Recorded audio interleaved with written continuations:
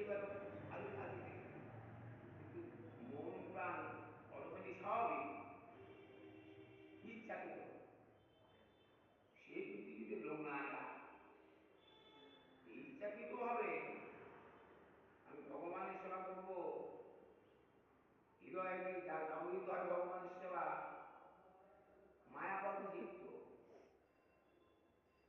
কাম ক্রোধ লোভ মোহ, মদ মাৎসর্য, ছটা রিপু, এই রিপুগুলো জয় না হওয়া পর্যন্ত তো সেবা হবে না, নাম হবে না, ভগবানের স্মরণ হয় না। এই জন্য তো হরিদাস ঠাকুর বললেন, হরিদাস ঠাকুর ভগবানকে যখন দর্শন করছেন না, চৈতন্য ভাগবতে আছে, মহাপ্রভু ডাকছে, হরিদাস, ও হরিদাস তুমি কোথায়, আমার সামনে এসো। প্রভু,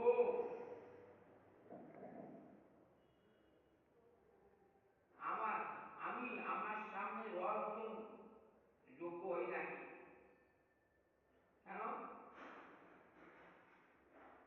পাপ জন্ম, তোমার স্মরণ করতে পারছি না, আমি তো মহাপাপী, আমি মুসলমান ঘরে জন্মগ্রহণ করেছি, আমি মহাপাপী,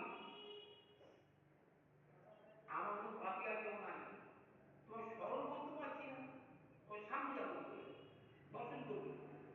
তোমার স্মরণহীন পাপ জন্ম মোর, সফল করো তো উচ্চারিয়াত।